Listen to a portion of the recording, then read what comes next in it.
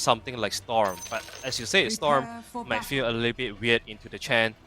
First of all, you have to stay the convert, and of course, you have a lot of heal coming out from Chen, so it's not the easiest for Storm to do a lot of damage. So you don't have that synergy as well.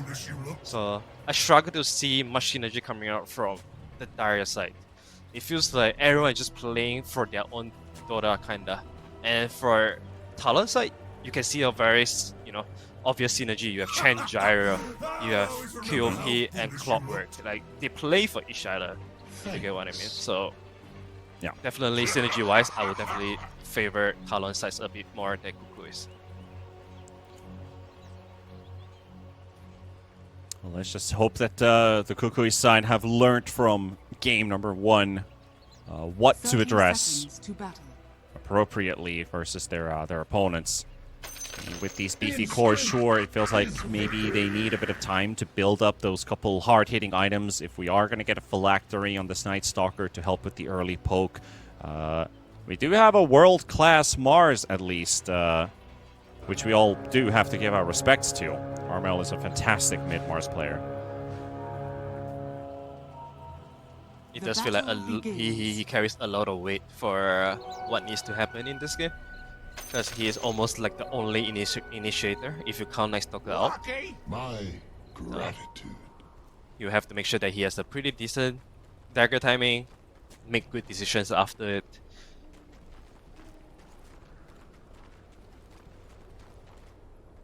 I'm quite curious to see what itemization WS is going to go for on the Terrorblade, because we used to see Pipe Rush on Terrorblade, and then after the pipe, he will go for some individual items like Skadi, SNY, items like this. And in this game, pipe might not be the most necessary because there's just not a lot of damage coming out from the Darius side. So would he go for individual items straight away and become a second core? I'm really curious to find out. I guess you could do that in a game like this, right? I mean, it's not exactly a very good pipe game. So I don't think that would be the item to pick up when the enemy mostly only has physical damage. But I guess you could. I mean, it's still a lot of regen for the TB. It's just not directly any extra stats for him. It's still going to be a very squishy one to kill. You have to see, actually, I do want to look up those offlane Terrorblades and their builds according to Pro Tracker. Just to see if there has been a shift with the item builds. It's not a bad Vessel game, again. Exactly, I was thinking about that too. Yeah. That's the item that always comes to mind, but a lot of people have been moving away from it. But can you kill heroes this game? I think that's the question. If I build Vessel, or if I build Urn in the first place, are we going to be, are we going to be fighting a lot, where the Urn could be good for regenerating your own teammates? 2, can we get to the Vessel with enough kills to actually get benefit out of the item? Because if you don't kill your opponents, then you're not getting any charges, and then the item's just a bit of a waste.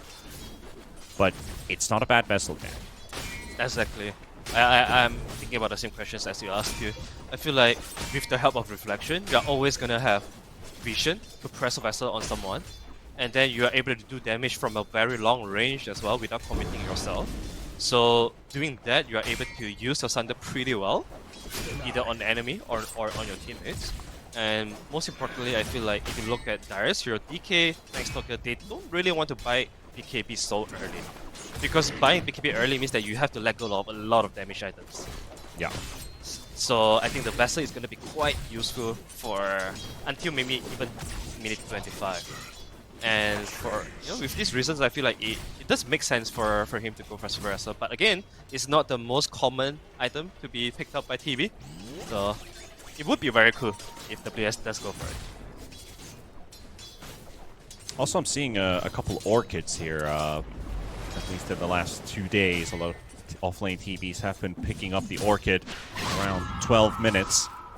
That could be another one to look at. Bloodthorn is not a bad idea to upgrade to, considering the cores in your team. Make himself the big right clicker if that is the case. You were talking about the Sanjin Yasha.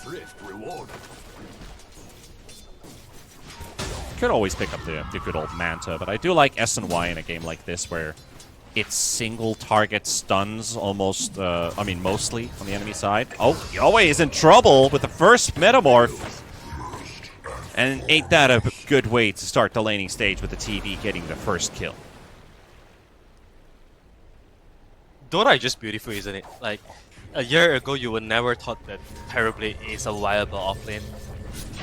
And then you will also never think about, okay, maxing Reflection and just doing that, applying pressure based on it. But 1 year later we are here, just playing double carry.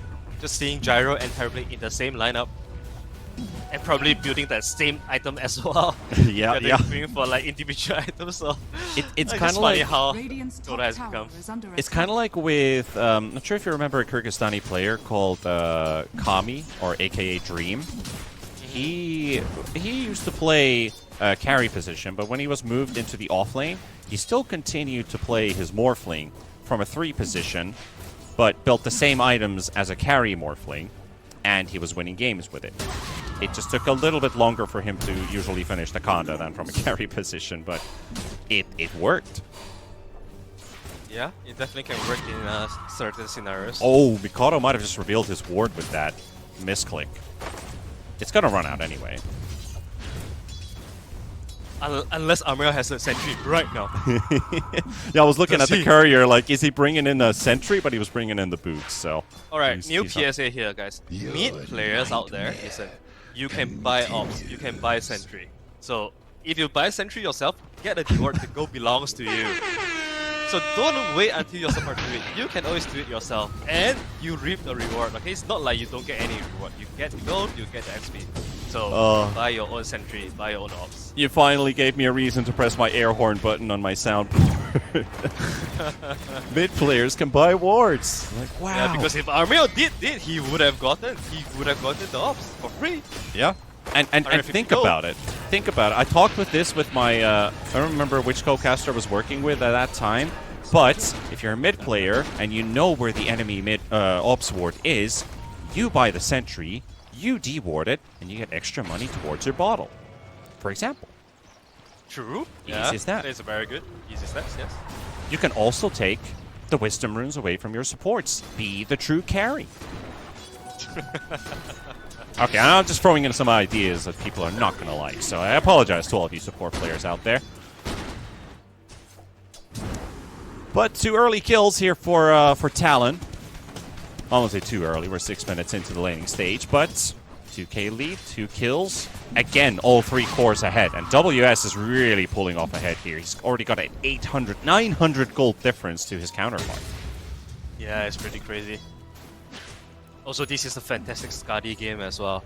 Like, DK really struggled against an item like Skadi, who is a better carry to pick up Skadi than the Terrorblade, right? So I feel like with this trajectory, I feel like WS definitely has the potential to solo carry this game, even without the Gyro, given the stat that he has right now. No one's able to touch him at all.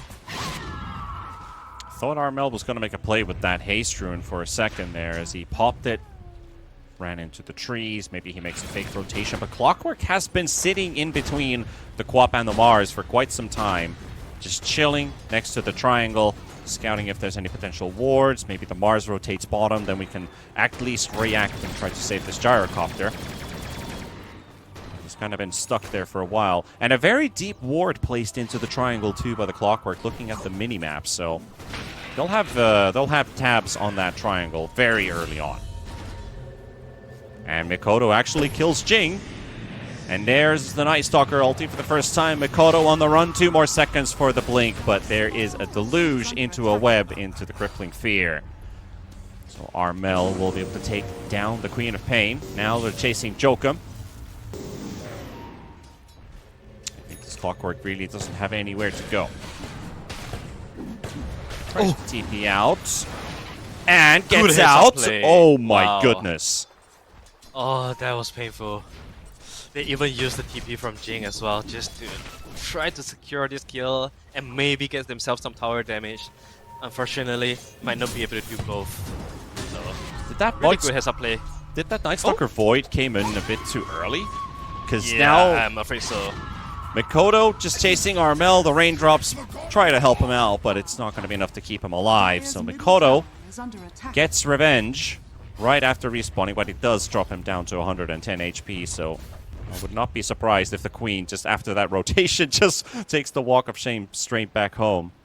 Looks like the Quap is happy to stay in the lane for a bit longer with Mars being gone. Yeah, so far so good for the side of Talon. I think that was a pretty big kill to start with on the Quap. That was a good punishment kill. They also used their next token ulti just for that as well. So unfortunately for them, they did not manage to find any map progress. So they will have to play defensive for a little bit here until the next Dark Ascension, I believe. Or unless Mars gets some really powerful rune and they are able to make some plays around it. Otherwise, I feel like Talon, they are gonna keep this pressure up. WS is already putting down some tower damage here. Kukuys is also here as well. Yeah. Dumbledore's army brought straight to the top lane, and they're forcing DK away from his lane. Bringing in everybody, basically, to this top lane push. Except there is something looming in the back, and that is actually Armel moving in with AU. They'll get the clockwork at the least, pinned to his own cog. Very unfortunate way to die, being grinded by the cogs.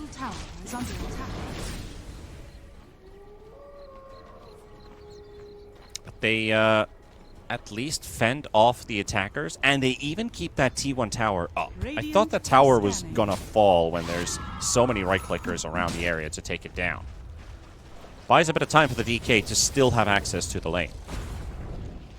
Yeah, they probably want to play a little bit safer, knowing that Tower Blade... Okay, we talk about whether or not it's a good pipe game. It seems like, even though we thought it's not that obvious, but yeah, they're still going for it. I believe this is just to amplify the strength of Chen. Like, when you have a Chen lineup, you always want to have some kind of quick aura. Ooh. So this is it. That's a fast reaction. Jing dies on the other side of the map, but they're going to drop the arena.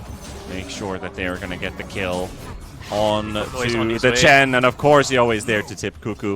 Of course he is. Armel going for the TP out, and he's going to be alright doing so. You fought and died. They originally moved away from the tower because they saw the Naga Siren and the Mars closing in, and they killed the clockwork. They moved away. And the moment Talon wanted to pressure that tower again, as AU's dying to Mikoto here. Is he dead in the end? You need to read this blink. There we go, right on the money. They moved straight back to the tower, and it was the same gank squad that arrived to find another kill. Now we're still fighting this battle of the top area. You do have damage, my friend. Jewel just doesn't have enough against Mikoto, but he wants to greet this one. Unfortunately for him, the DK can't get close enough to get some damage out. The reflection is thrown in. WS and the rocket flying in. That should seal the deal for this Night Stalker. As I say, should. He dies on the other side of the high ground, so WS can't hit him. Okay, there was some space created there by Jewel. Thought that he's gonna die there. If he dies there, it's gonna be really bad for his game. So good that he survived. A lot of space was given to Mars as well to finish up his dagger. I think that is one item that they are desperately looking at to make some big moves for themselves. Ooh. Pretty clutch song. It saves Jing's life. And now they've got the Queen of Pain in the silence. Jokum, though, he finds an opening to take down Jing. So he'll get a response. The Sunder! They save Mikoto in the arena! And they only caught one! They only have Jokum inside! So they lose the Pugna. They trade off the clockwork. Sunder play comes in. Mikoto lives. Oh, that is so worth for Talon. Oh, that was so heartbroken for Kukuys. They finally found like a really good opportunity to bring down Mikoto.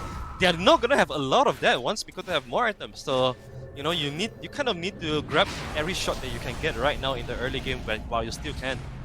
Because when they start grouping up together with Chen, with 5, Mikoto is gonna be a lot more survivable, even in these kind of scenarios. So, very clutch save coming up from WS here. Chasing AU's Naga Siren here, the so-called Delulu. Causing a bit of issues for Jokum and WS for the chase, so he gets out. Naga But TP's all the way back home. Now Mikoto Kuku considering a mid push. Spamming that Dagon onto Armel. Still has a very long cooldown until that arena is going to be straight back up.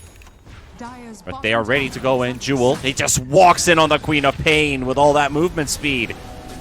Is it enough with the crippling fear, though? The spear, it connects, but Jokum comes into the rescue, and now they are turning the tide. Talon, push back the Kukuys. Natsumi is there now to finish off that mid T1 tower. He's also pretty hesitant, though, because I think he saw the blink on the Mars. Yeah, but now with WS closing in, they have no hesitation at all. They are 5 men. Mini 40. That's a lot of damage. Jing. Is he gonna die? Sad.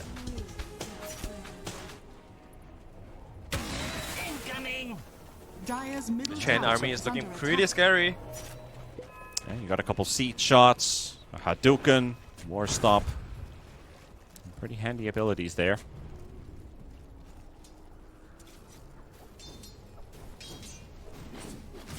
And Pipe is also up on the TV 14 minutes in, so that's a bit of a Night Stalker Void at level 2 doesn't really do any damage anymore versus that.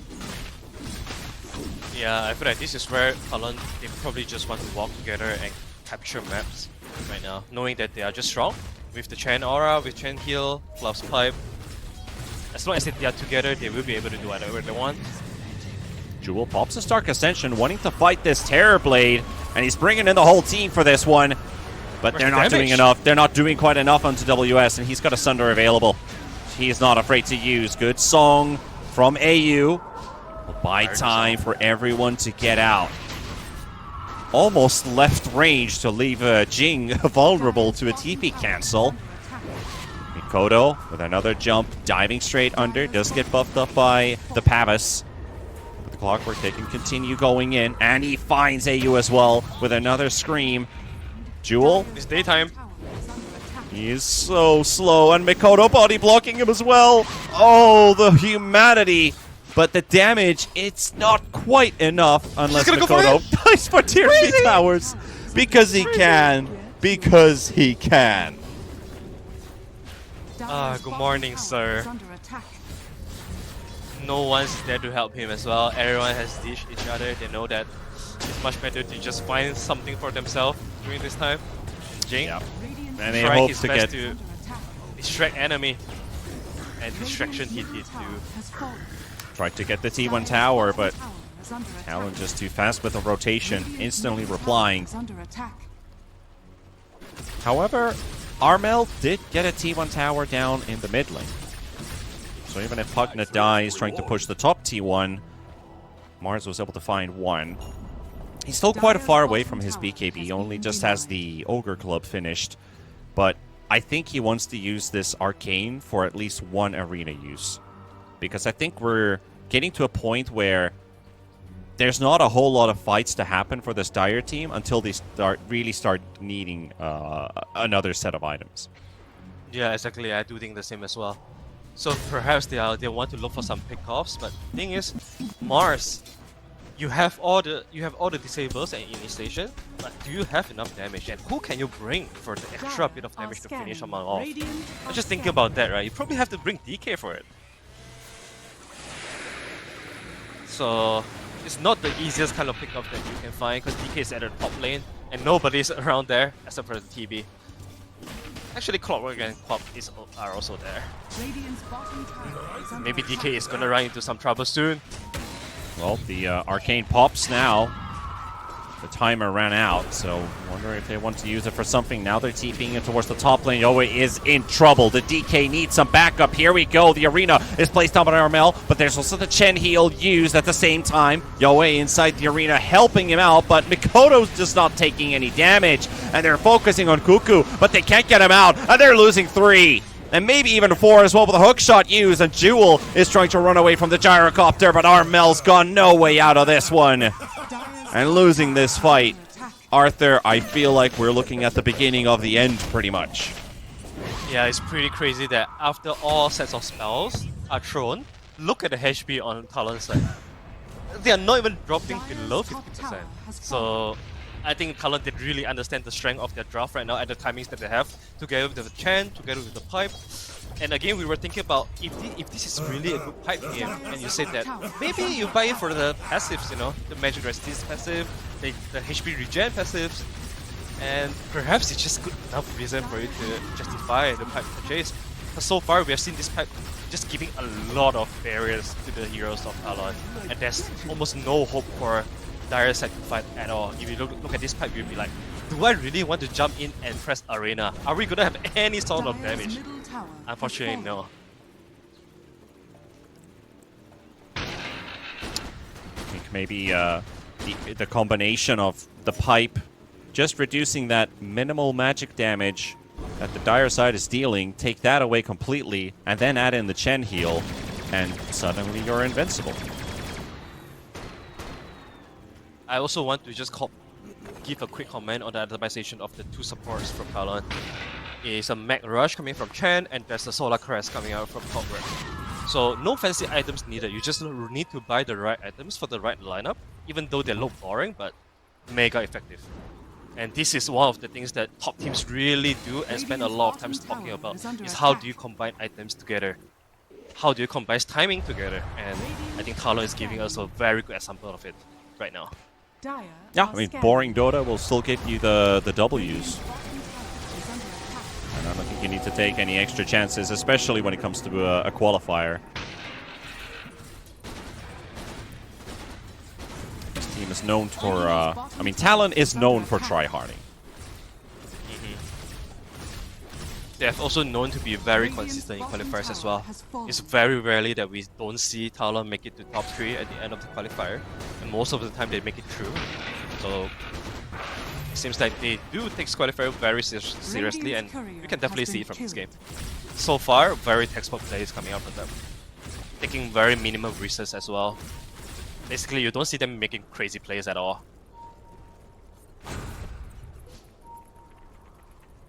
This TB HP regen is kind of sick. 49.6. Like, this guy's healing faster than a Timbersaw with max stacks of reactive armor. Nice little room steal there from Jewel. That was perfect. Yup. That it was. Indeed. Also a mech lineup on the Nagasarn. You talked about the mech on the Chen. So we are really looking to extend fights. We're going to get to a point where is anybody dealing damage? Well, Talon is, I would say, quite far ahead. That they're the ones who are going to pump up the damage, and Dire is just going to try and hold on to this as long as possible. But then the Sunder comes into play again. You spend all of your resources trying to hit one target, but you kind of need to do AoE damage. But that also doesn't really fit your playbook, because it doesn't solve the problem for you. And I think there's just too many questions in the air that you're trying to answer with this lineup and the situation you're in right now. Is it that hopeless? I feel that whenever you feel like, this draft, why does it seem like we need so many answers? I think it's probably just a result of very poor drafting. Yeah. To put it brutally blunt, because if you look at Talon's side, they probably don't feel that much difficulties compared to Kukuys, right? They're like pretty simple. Okay, we could know. Why not? Sure. They make it look so easy at this point. I mean, it's easy to put it when you're 14,000 gold ahead, but it is it does feel like the catch up that you're playing this game as Team Kukuys is just insurmountable. It does feel like that, yes.